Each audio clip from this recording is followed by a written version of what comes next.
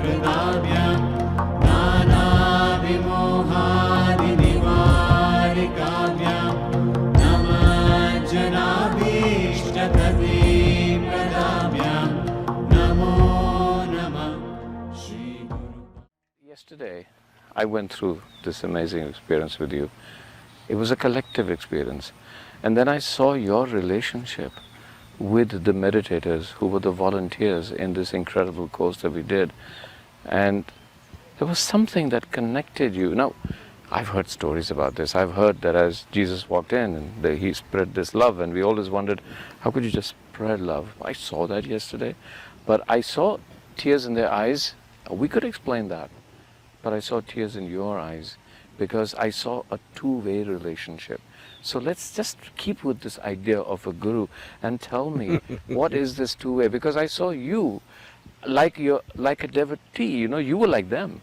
When you went to them, it was not just their emotion; it was yours.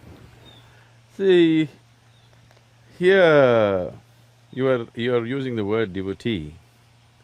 I don't know whether they're devoted or not. My life is devoted to them. Yeah. Okay, yeah. That's for sure. Yeah. My whole life is devoted to every human being on this planet, every creature on this planet. So, devotion is just a deeper love affair. When I say a deeper love affair, generally these days at least, people are understanding a love affair as some kind of a transaction of give and take. Devotion is a deeper love affair of just absolutely giving. Whether take is there or not just doesn't matter and it doesn't occur in your mind. So for me, my love affair is just with everything that I set my eyes upon. Whether it's a man, woman, child, animate, inanimate, it doesn't matter. Whatever I set my eyes upon, I'm in a deep embrace with that. So for me to come to tears, I don't even have to look at a human being. If I look at a cloud, I'll come to tears. If I look at a tree, I come to tears. If I close my eyes, I'll come to tears. So tears is not even about love. If you tell me I'm in love with people, I wouldn't feel that's a great thing. I feel you're lowering the whole thing. I'm not in love, because love is still a kind of a transaction. This is a certain dimension of inclusiveness. Actually, in my experience, there is nobody else in this planet, nobody else in this existence. It's just me. In my experience, I don't see myself and somebody else, I just see myself. So, this is not even devotion, this is not even love, this is just inclusiveness. And this is not my idea, this is not my philosophy, this is the way existence is. If you do not constipate your consciousness by being identified with limited things, like your own body, your own mind, your own culture, your own religion, your own family, your own whatever, your own species for that matter, if you do not constipate your consciousness with that kind of limitations, the existence is all-inclusive. Well, science can prove it to you today, isn't it? The more people see you, even from a distance, there's a sudden outpouring of love, complete outpouring of love. So let's talk about love. This is one kind of a love. What happens? Is there something, is it a release? That could be one thing, with the see you and their own stresses and emotional release. On the other hand, is there some kind of energy that you're transmitting to them? Is that energy possible only in a loving relationship, even between you and the people or between people themselves?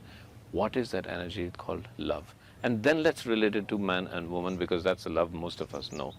Love or hate, whichever you like it, but let's talk about love. There is no such thing as an energy that is love. Life is a certain energy.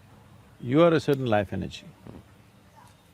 The many parts of this life energy is finding expression as thought, as body, physical action, emotion, and there are other dimensions, of course, energy action. If you can perform only physical activity in your life, the span and the scope of that activity is very limited.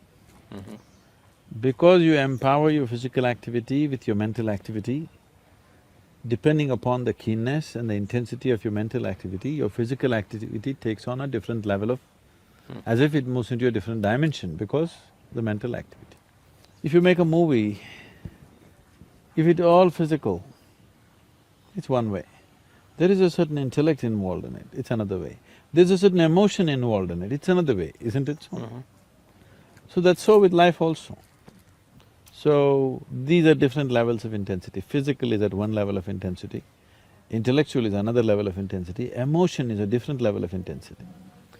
Generally, people are looking down upon emotion as something less than intellect, which is a very wrong thing they're doing. Which I think slowly people are realizing they're talking about emotional intelligence now. Because emotion is capable of being of a higher intensity than intellect in many ways. Intellect has a certain coolness, intellect has a certain penetration, but emotion can just embrace everything. Intellect can know pieces of life, emotion can know the wholeness of life. So this is the reason why spiritual traditions always have made devotion the biggest thing, because a devotee looks like a fool to an intellectual person. But what a devotee knows in terms of life's experience and what he knows in terms of perception of life in its totality, an intellectual person will never touch that. So a devotee looks like a fool, but the real fool is elsewhere. So right now what's happening here when people are around me is neither intellect nor emotion nor body. It's another dimension, which is just pure reverberation of energy. If I reverberate in a certain way, some people will roll their eyeballs upward and simply sit there. Some people will cry, some people will laugh, some people feel that they realize so many things being there in that space.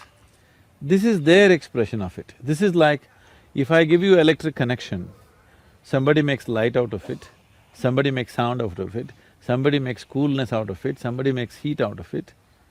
Different gadgets are making different things out of the same electricity. So my thing is just to exude that energy. Somebody makes love out of it, somebody makes alertness out of it, somebody makes awareness out of it, somebody makes meditativeness out of it. That's left to that individual depending upon his level of evolution and his receptivity as to how he is. So am I creating a love energy? There's no such thing as love energy, there's just life energy. There is only life energy. Love is just one expression of life. Intellect is another expression of life.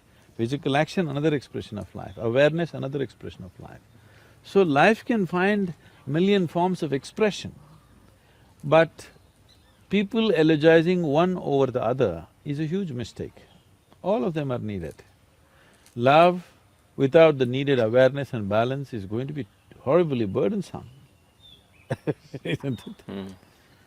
So what you're referring to as love is basically the sweetness of your emotion. You sit here and you could feel about love, you could feel love about somebody who is not even here. So it's got nothing to do with anybody. Once a human being becomes more and more aware of his own nature, he understands to experience love, to experience blissfulness, to experience ecstasy, even to experience orgasmic ways of life, you don't need anybody actually. If you just sit here, you can make it happen within yourself. Because after all, it's your body, it's your mind, it's your emotion, it's your chemistry, and you are the one who is creating all the experiences of your life. Because people are not conscious of this, that you are the maker of your life, you are the one who is doing your life the way you want it. Most people still believe that their experiences are being shaped by people and situations around them, but that's not true. Human experiences are 100% self-created, 100%.